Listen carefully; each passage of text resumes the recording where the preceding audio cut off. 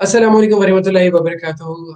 ख़वातीन और हज़रात नाज़रीन, मैं हैदर रिज़वी आपकी खिदमत में एक बार फिर हाज़िर हुआ हूँ आपका शो लेकर, जो कि इंडस हॉस्पिटल की पेशकश है आई हेल्थ के प्लेटफॉर्म से जारी करदा सेहत सबके लिए। सेहत सबके लिए एक ऐसा शो है जिसके अंदर हम आपके पास हाज़िर होते हैं हफ्ता वाराना हर जुमे वाले दिन, और हम आपको रूबरू करवाते हैं सेहत के कुछ ऐसे माहिरीन से जो कि बात करते हैं एक अलग-अलग मौज़ू के ऊपर।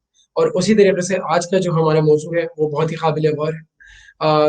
आज का हमारा मौज़ू है ब्रेस्ट फीडिंग के ऊपर। आज का हमारा मौज़ू जो है वो और ज़्यादा काबिल गौर यूँ है क्योंकि ये एक ऐसा मरहला है जो कि आजकल बहुत ज़्यादा जो है वो नेग्लेक्ट किया जा रहा है, अवॉइड किया जा रहा है, या लोग इसको अब अच्छी प्रैक्टिस नहीं समझ रहे हैं, या बसूरत दीगर।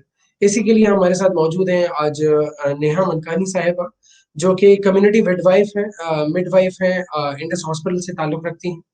उनसे हम बात करेंगे और जानेंगे कि क्यों ब्रेस्ट फीडिंग जो है वो एक अच्छी अहमियत की हामिल है और क्यों इसका माशरे के अंदर बड़ा अहम किरदार है। नेहा हमारे साथ मौजूद है। नेहा, सबसे पहले तो आपका बहुत-बहुत शुक्रिया कि आपने अपने कीमती वक़्त में से हमारे लिए वक़्त निकाला, हम मशकूर हैं आपके। नेहा, हम चाहेंगे कि आप जो है वो कुछ इस पे रोशनी डालिए कि why breast feeding is very important, क्यों ये इतनी ज़्यादा अहमियत की हामिल है? जी नेहा। अस्सलामुअलैकुम, thank you Haider for inviting me. तो ये जो अभी इस हफ्ते जो हम वीक मना रहे हैं, इसको कहते हैं वर्ल्ड ब्रेस्ट फीडिंग वीक। ये हर साल 1 टू 7 अगस्त मनाया जाता है और इसका रीज़न ये होता है कि एक हफ्ता जो हम सपोर्ट गैदर करें ब्रेस्ट फीडिंग के लिए, अवेयरनेस के लिए यूज़ करें इस हफ्ते को। और एवरी ईयर एक नया थीम दिया जाता है वर्ल्ड ब्रेस्ट फीडिंग वीक के लिए। इस ईयर जो थीम है वो है support breast feeding for healthier planet. मतलब ब्रेस्ट फीडिंग सपोर्ट करें सिर्फ हेल्दी बच्चे के लिए नहीं, मगर पूरे दुनिया के लिए, एनवायरनमेंट के लिए, हर चीज के लिए ब्रेस्ट फीडिंग कितना जरूरी है। इस हफ्ते हम इस पे फोकस करेंगे। तो ब्रेस्ट फीडिंग सबको पता है, इसके फायदे होते हैं, मगर जो ओवरऑल बहुत ज्यादा फायदे होते हैं जो शायद लोगों को नहीं पता, औरत के लिए और बेबी के लिए। पहली चीज, सबसे इम्पोर्टेंट चीज ये है कि क्लीन दूध होता है, हाइजीनिक होता है और बिल्कुल फ्री होता है, मतलब नेचुरल चीज है। दूसरी चीज, जो बच्चे को स्पेशली अर्ली इनिशिएशन जिसको हम कहते हैं, फर्स्ट आवर में बेबी को ब्रेस्ट फीड किया जाता है and exclusive for the first 6 months, पहले 6 महीने के लिए। उसमें जो बेनिफिट्स होते हैं बच्चे के हेल्थ के लिए वो बहुत जरूरी होते हैं। तो उससे बच्चा डायरिया से बचता है, निमोनिया से बचता है, ईयर इन्फेक्शन, जो एलर्जीज आती है बच्चों में उससे वो बचता है। हम देखते, कुछ रिसर्च ने दिखाया है कि बच्चे जो एक्सक्लूसिवली ब्रेस्ट फेड होते हैं या जो पार्शियली ब्रेस्ट फेड होते हैं उनका इंटेलिजेंस लेवल भी ज्यादा होता है। सो ओवरऑल हम बहुत चीजें देखते हैं और माओ के लिए भी हम बहुत फायदे देखते हैं इसमें। जो औरतें ब्रेस्ट फीड करवाती हैं उनको कुछ प्रोटेक्शन मिलता है ब्रेस्ट कैंसर से, ओवेरियन कैंसर से। और एक और जो बहुत बड़ी चीज, जो माँ और बच्चे के बीच में जो बॉन्ड होता है वो भी बढ़ता है ब्रेस्ट फीडिंग से। तो ओवरऑल जो हम देखते हैं ये बहुत जरूरी चीज है। बेहतर है। इनफैक्ट हम ये कह सकते हैं कि जी breast feeding is basically a possible like best possible start for a baby, right? उसकी पहली ठीक है। ग़िज़ा होती है और सबसे पहले दुनिया में आने के बाद सबसे पहली ग़िज़ा उसे उसकी माँ का दूध ही मिलता है। तो एब्सोल्युटली जी। बिल्कुल ये एक बिलाशुबा एक बहुत ही इम्पोर्टेंट चीज़ है। बट ट्रेंड हम देखते रहे हैं कुछ इस तरीके से कि जी इसकी अहमियत जो है वो कम होती जा रही है माशरे के अंदर, या कम की जा रही है। I don't know whatsoever. जो भी इसके पीछे जो है मामलात हैं वो आप ज़्यादा बेहतर बता सकती हैं। अच्छा जी। तो नेहा, हम देखते हैं कि जी पाकिस्तान में जो है वो ज़ाहिर-सी बात है, हम पाकिस्तान के कॉन्टेक्स्ट में बात कर रहे होते हैं। तो why it is very important, जो आजकल की सिचुएशन है पाकिस्तान की, उसके हिसाब से बताइए हमें कि why breast feeding is very important in the Pakistani context? जी, सो पाकिस्तानी कॉन्टेक्स्ट में breast feeding is very important and I think it's in कुछ context it's especially important in our context. कुछ वजूहात है उसके लिए जो मैं आपको बताऊंगी। पहली चीज ये है कि जो मैंने आपको अर्ली इनिशिएशन के बारे में बताया, जो फर्स्ट आवर में बच्चे को दूध देते हैं, वो पाकिस्तान में हमारा नंबर बहुत लो है, वो 18% है। जो मतलब सिर्फ 100 में से सिर्फ 18 औरतें अपने बच्चे को पहले घंटे में अपना दूध पिलाती हैं।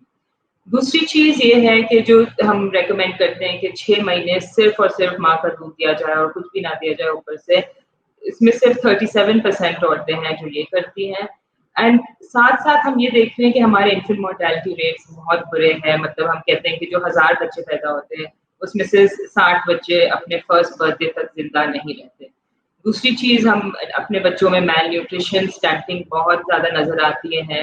हमारे न्यूबॉर्न्स जो होते हैं उनको हम फर्स्ट मंथ के चेकअप पे जब हमारे पास आते हैं, तो हम देखते हैं उनका काफ़ी वेट गिर गया है, बहुत दफ़ा बच्चे डायरिया जो खत्म नहीं हो पा रहा, निमोनिया हो जाता है उनको, तो बच्चे जनरली उनके फर्स्ट मंथ जो बहुत ज़रूरी होते हैं, उनको नहीं मिल रही है ब्रेस्ट मिल्क।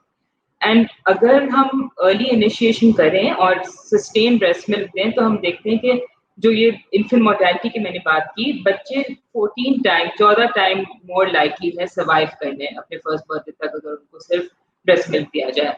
और क्यों हम देख रहे हैं ये पाकिस्तान में, इसलिए क्योंकि सब ब्रेस्ट मिल्क जब नहीं मिलता तो अल्टरनेटिव क्या है, डब्बे का दूध देते हैं। डब्बे के दूध सेफली देने के लिए एक तो बहुत महंगी चीज़ होती है ये, तो आप देखते हैं कि जब फैमिलीज़ डब्बे का दूध देती है तो वो डाइल्यूट करके देती है, क्योंकि हम एवरीवन कैन नॉट अफोर्ड नहीं कर सकते डब्बे का दूध। उसके अलावा डब्बे के दूध के लिए आपको साफ पानी की ज़रूरत है, जो हमारे पास नहीं है इस कंट्री में, बहुत जगहों पे साफ पानी का एक्सेस नहीं होता। गंदा पानी जब बच्चा पीता है तो बीमार होता है। तीसरी चीज़ ये कि बोतल जो होती है जिसमें देते हैं, कुछ बहुत जगहों पे आपके पास एक्सेस नहीं है कि आप उसको साफ कर सकें, रिप्लेस कर सकें हर महीने। तो बच्चे को बहुत ज़्यादा इस तरह से जर्म्स भी मिल रहे हैं और न्यूट्रिशन भी नहीं मिल रही। और एक और चीज़ जो हम देखते हैं, क्योंकि फ़ॉर्मूला तो कुछ जगहों पे दिया जाता है, बहुत सारी जगहों पे गाय का दूध, बकरी का दूध स्ट्रेट दे देते हैं बच्चे को जब वो पैदा होता है। तो ये भी बहुत बच्चे के लिए इट्स वेरी बैड, उसके पेट के लिए अगर वो बकरी का दूध या गाय का दूध दिया जाए, और उसकी जगह कुछ जगहों पे तो हम देखते हैं चाय, कुट्टी, ये चीज़ें दे दी जाती है, which is also very disastrous. तो ये सारी चीज़ें हमारे बच्चों के जो इन्फेंट मोर्टेलिटी, नियोनेटल मोर्टेलिटी बहुत ज़्यादा कंट्रीब्यूट करती है उसको। राइट। अच्छा Neha, since you have a good experience of like working in Pakistan, आप एक अरसे से माशाल्लाह आप काम कर रही हैं। आपको क्या लगता है, what are the common myths, वो क्या ये क्या मिसकॉन्सेप्शंस हैं जो लोगों के दिमागों में हैं ब्रेस्ट फीडिंग को लेके, जिसकी वजह से लोग अवॉइड करते हैं ब्रेस्ट फीडिंग को, और जो है वो दूसरे जरिए अपनाते हैं, आइदर जो फॉर्मूला मिल्क हो गया या गाय का दूध हो गया या कोई और जरिया।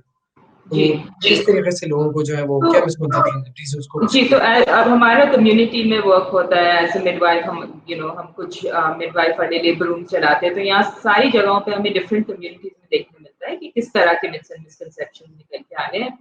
जो हमें नज़र आ रहा है वो ये है कि रूरल एरियाज़ में और अर्बन एरियाज़ में बहुत कॉमन चीज़ें हैं जो लोग समझते हैं ब्रेस्ट मिल्क के बारे में। पहली चीज़ जो एक होता है फर्स्ट मिल्क जो होता है औरत का, उसको कोलोस्ट्रम कहते हैं, जो बहुत हेल्दी एंटीबॉडी से भरा हुआ जो दूध होता है।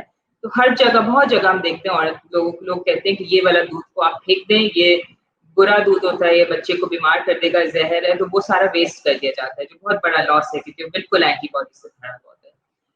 दूसरी चीज़ हम कुछ जगहों पे देख रहे हैं कि लोग कहते हैं कि पहले कुछ दिन फीड नहीं कराएँ, फिर हम बाद में करवा देंगे फीड, मगर कुछ वो जो फर्स्ट 3-4 डेज़ होते हैं जहाँ उसको बकरी का दूध दे दिया या काली चाय दे दी, तो ऑलरेडी उसके लिए डैमेज हो गया बच्चे के लिए। फिर हम ये भी देख रहे हैं कि बहुत रिवाज होता है हर्ब्स देने का, कुछ आपने कोई गुटकी दे दी, काली चाय दे दी, ये चीज़ें होती है फैमिलीज़ में, शहद दे दिया कि ये हम सब बच्चे को देंगे पहले 2-3 दिन दूध की जगह। फिर ये भी मिथ है एक कि जो बॉटल फेड बच्चा होता है जिसको फ़ॉर्मूला दिया जाए या गोट मिल्क दिया जाए, वो ज़्यादा हेल्दी होगा, माँ का दूध इतना हेल्दी नहीं है। तो ये सारी चीज़ें हम देख रहे हैं। देन वी आल्सो सी कि औरत के लिए जो औरतों के अराउंड जो प्रैक्टिसेस होते हैं वो भी बच्चे के फीडिंग को इफ़ेक्ट करते हैं। जैसे कुछ जगहों पे हमें देखा गया कि 10 दिन, 20 दिन, 30 दिन कहते हैं औरत ठीक से औरत को खाना नहीं देंगे हम पोस्ट जब डिलीवरी होती है तब। उसको सिर्फ़ शायद कोई कावे पे रखा जाता है या सूप पे रखा जाता है। तो जब औरत को न्यूट्रिशन नहीं मिल रहा, तो वो अपने बच्चे को फीड कराने में उसको मसला होता है। सो ये है कुछ मिथ्स एंड मिसकंसेप्शंस जो हमारे सामने आते हैं कि जिसकी वजह से औरत डिलीवरी के बाद दूसरे फीडिंग प्रैक्टिसेस की तरफ जाती है, एंड क्योंकि उसको सपोर्ट नहीं मिल रहा अपने अराउंड से, कभी उसको कुछ हेल्थ फैसिलिटीज में उसको डॉक्टर्स नर्सेस से भी ये चीजें सुनने मिलती है कि फीड कराना चाहिए। सो दिस इज बेसिकली ये इसका रीजन है। शायद फिर यही वजह है कि शायद जो है वो बहुत सारी जो वो शुरू में करा के और बाद में डिसकंटिन्यू भी कर देती हैं, या बस सूरत दीगर है, उसके बारे में भी थोड़ा सा बताइए। इनफैक्ट मैं कुछ शेयर करना चाहूँगा दैट मैंने देखा है कि यहाँ पे बहुत सारे लोग जो है वो ये प्रॉब्लम्स लेकर आ रहे होते हैं कि जी हमारा जो दूध है वो ठीक से नहीं आ रहा है या इस तरह की कोई चीज़ें, या वो बहुत ज़्यादा वो खुद ये समझ लेते हैं कि जी उनका दूध जो है वो बहुत हेल्दी नहीं है, समथिंग लाइक दैट। उस हुँ, वजह से भी वो हुँ। डिसकंटिन्यू कर देते हैं और दूसरी प्रैक्टिसेज़ की तरफ चले जाते हैं। जी, तो हम ये देखते हैं कि हॉस्पिटल्स में, घरों में लोग शुरू करते हैं ब्रेस्ट फीडिंग बट आइदर कुछ फर्स्ट फ्यू वीक्स में ही डिसकंटिन्यू हो जाता है या कुछ 1-2 महीने बाद डिसकंटिन्यू हो जाता है। तो वजूहात इसके लिए है हम मतलब वीव सीन क्या इसके रीज़न्स होते हैं। एक तो ये होता है सबसे बड़ी चीज़ जो मुझे लगता है वो ये है कि हॉस्पिटल्स में और घरों में लोगों के पास सपोर्ट नहीं होता फिज़िकली।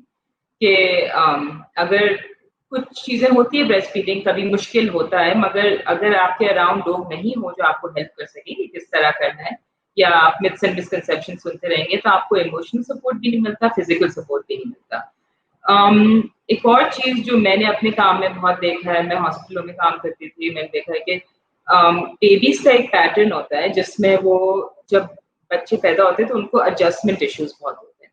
तो मतलब जब बच्चा निकलता है बाहर, उसके लिए नया एनवायरनमेंट है, उसको सर्दी भी लगती है, उसको लाइट भी बॉदर करती है, उसको साउंड भी बॉदर करते हैं, तो बच्चे रोते हैं और कम्फर्ट के लिए वो फ़ीड करना चाहते हैं।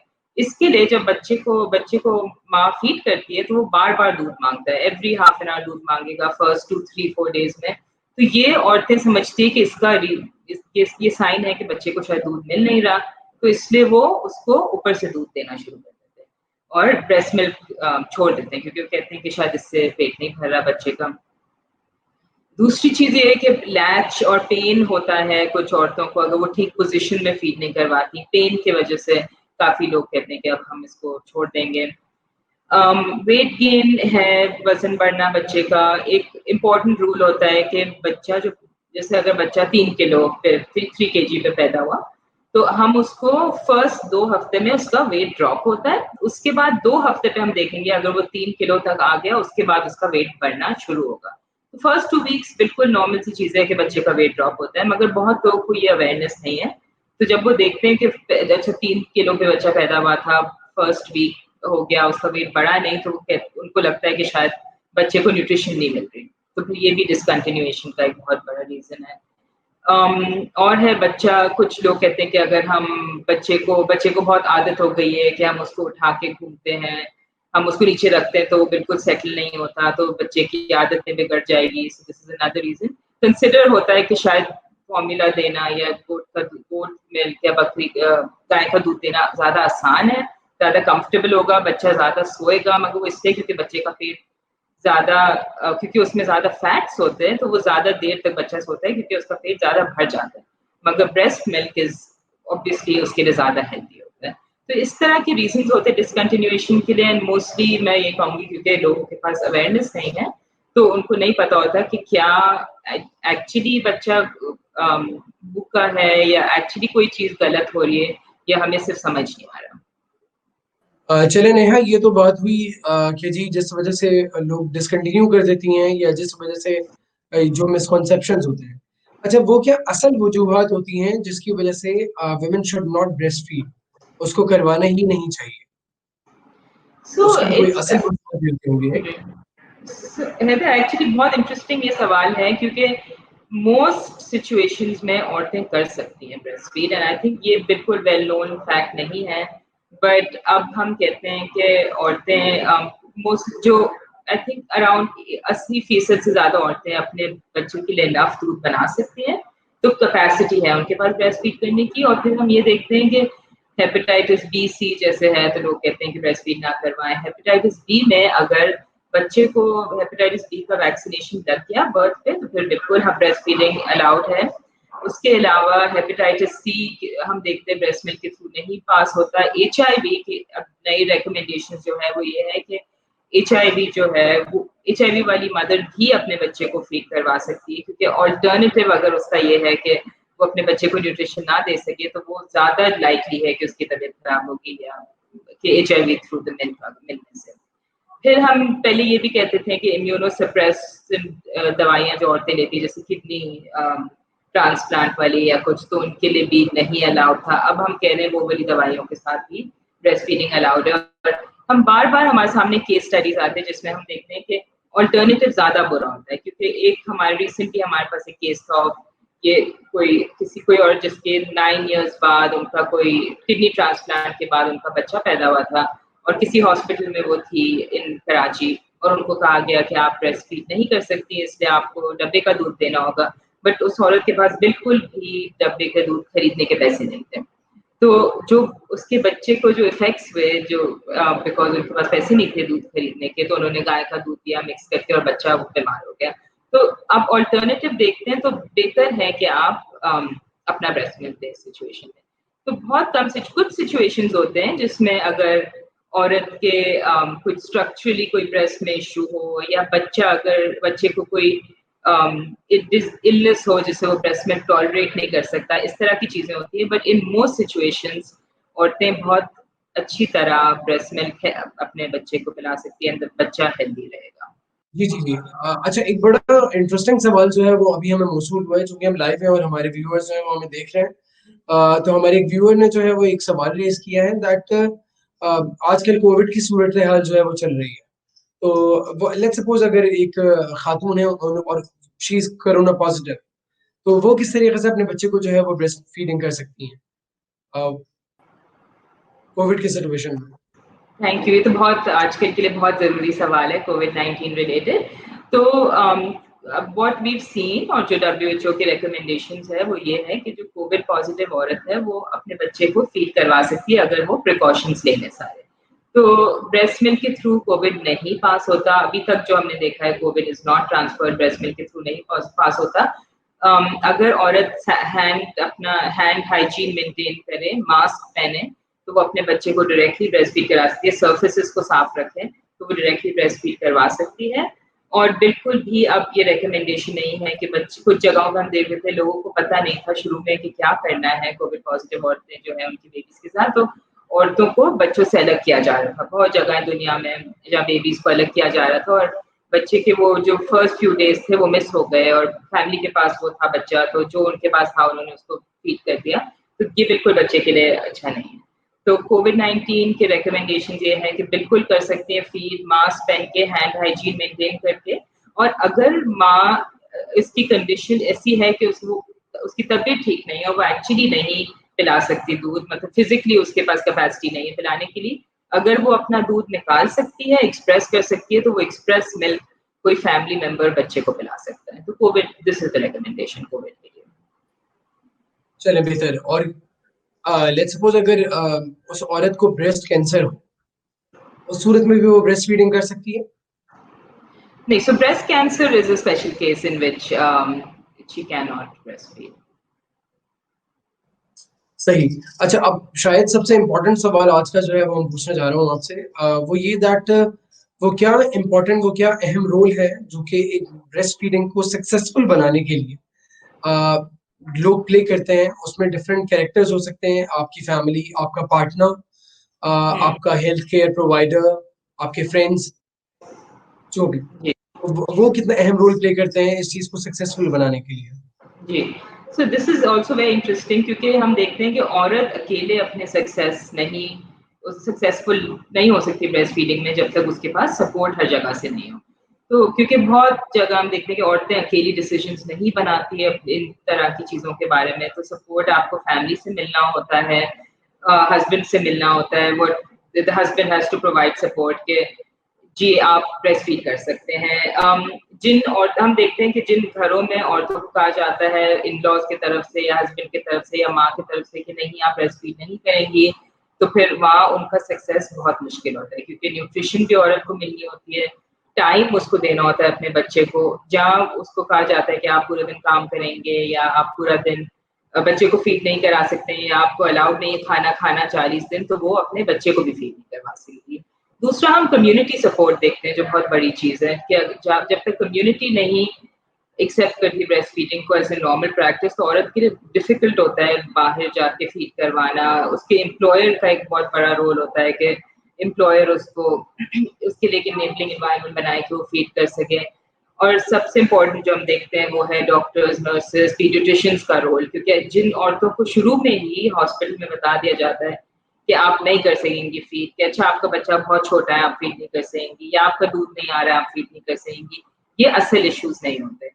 तो जब उसके दिमाग में ये डाल दिया जाता है शुरू से, तो फिर वो वही फ़ॉलो करेगी। जो औरत को पीडियाट्रिशियन कहते हैं कि हाँ, ठीक है आपका बच्चा, मगर अगर और वेट बढ़ाना है तो उसको आप ऊपर से थोड़ा और डब्बे का दूध भी दे दें, तो वो ही पीडियाट्रिशियन की, मिडवाइफ की, डॉक्टर की बातें सुनेगी।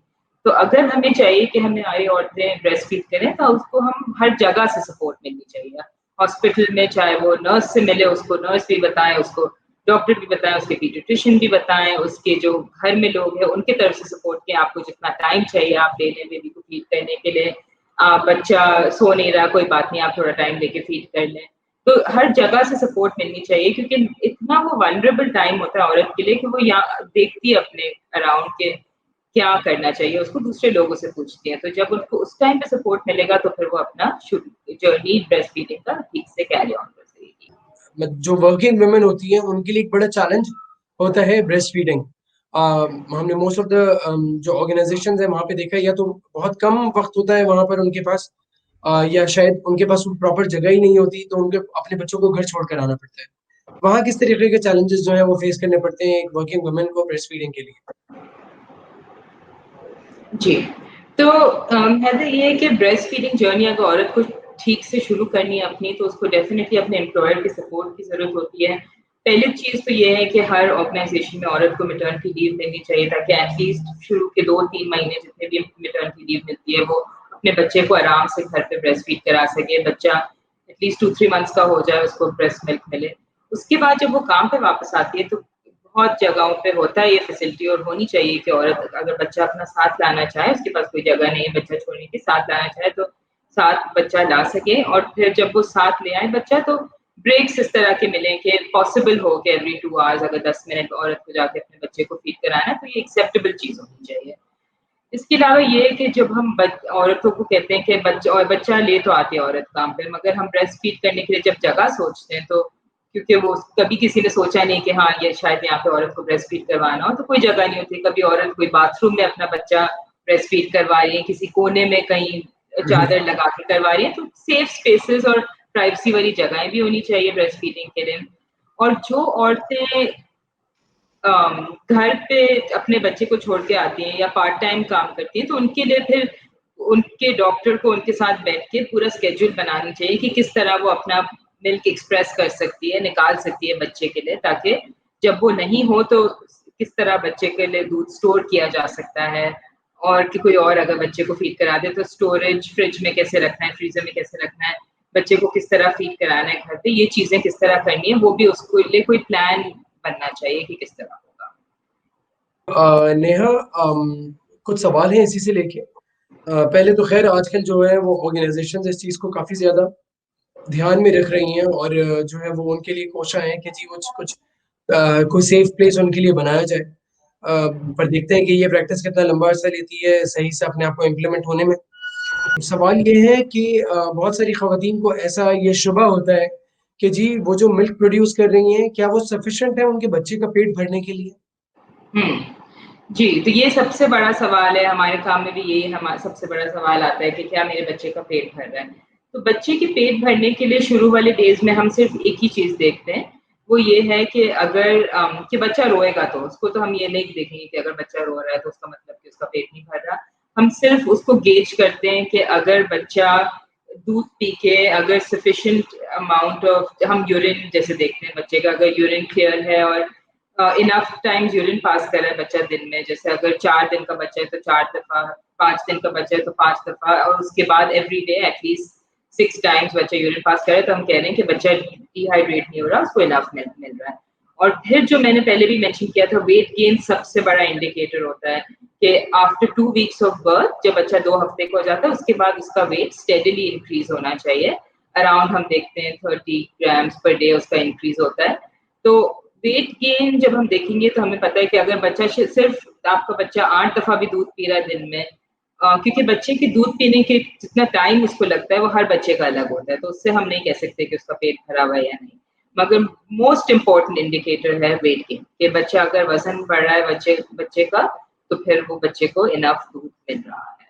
और मैं ये बता दूँ कि दूध का जो क्वालिटी होती है, उसकी जो कॉम्पोज़िशन होता है, वो बच्चे के लिए चेंज होते जाता है। तो ये बहुत एक इंटरेस्टिंग फैक्ट है कि जो बच्चा पैदा होता है तब भी अराउंड जब वो 2-3 हफ्ते का होता है, उसको अराउंड 800 ml दूध की ज़रूरत होती है। और अगर वो ब्रेस्ट फेड बच्चा है, 6 महीने का हो जाएगा तब भी वो इतना ही दूध पिएगा, मगर सिर्फ़ क्योंकि वो माँ का दूध है, तो वो दूध उसके लिए चेंज होते गया और उसकी क्वालिटी और बेहतर होती गई बच्चे के लिए। तो अगर बच्चा खुद ही डिसाइड करता है उसको कितना दूध चाहिए और फिर वो माँ से ले लेता है। अच्छा नेहा, एक और हेल्थ इंडिकेटर जो हमारे माशरे के अंदर एज अ मिसकॉन्सेप्शन जो है वो लीड करता है, वो ये कि जी मेरा बच्चा जो है वो सेहतमंद नहीं है।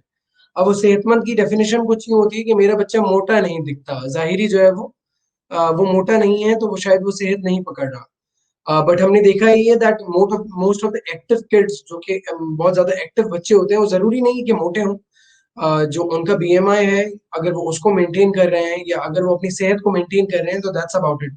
वो बच्चा जो है वो एक्टिव है, वो सेहतमंद है। तो इस चीज़ को किस तरीके से आप लोग जो है वो जब बात करते हैं तो क्लियर करते हैं कि जी ब्रेस्ट फीडिंग इज हुँ। Important for that? जी, बिल्कुल। ये बहुत इम्पोर्टेंट पॉइंट है, ये बिल्कुल हमारे सामने आता है कि लोग कहते हैं कि जो अगर हम अपने बच्चे को डब्बे का दूध देंगे तो शायद बच्चा ज़्यादा मोटा हो, मोटा बच्चा ज़्यादा हेल्दी होता है, जो ऑब्वियसली नहीं ट्रू, क्योंकि अगर उससे हेल्दी बॉडी वेट में है बच्चा तो फिर उसको ओवरवेट होने की ज़रूरत नहीं है। और फ़ॉर्मूला में बेसिकली हम ये देखते हैं कि कभी ज़्यादा उनके जो कंस्टिट्यूएंट्स होते हैं वो बिल्कुल ब्रेस्ट मिल्क जैसे नहीं होते, कुछ अलग चीज़ें भी होती है। थोड़ा-सा उसके अंदर शुगर ज़्यादा है या ऑयल ज़्यादा है, तो ऑब्वियसली बच्चे को डिफरेंटली इफ़ेक्ट करता है फ़ॉर्मूला। मगर एक और चीज़ जो हम देखते हैं व्हिच इज़ वेरी इम्पोर्टेंट, वो ये है कि जब बच्चा ब्रेस्ट से दूध पीता है ना, तो जब उसका पेट भर जाता है तो वो स्टॉप कर देता है। वो खुद कंट्रोल करता है कि उसको कितना दूध चाहिए, फिर वो रुक जाता है जब उसका पेट भर जाता है। जब आप बॉटल से देते हैं बच्चे को दूध, तो बच्चा इतना ईज़िली उसको कंट्रोल नहीं कर सकता। तो अब ये तो उसको काफ़ी टाइम हम देखते हैं कि औरतों बच्चों को ज़्यादा दूध मिल रहा है जब वो बॉटल से पीते हैं, तो उनको जितना ज़रूरत होता है उससे काफ़ी ज़्यादा उनको मिल जाता है क्योंकि वो खुद नहीं कंट्रोल कर सकते। इसलिए भी फ़ॉर्मूला फेड बच्चों में काफ़ी दफ़ा हम ओबेसिटी देखते हैं।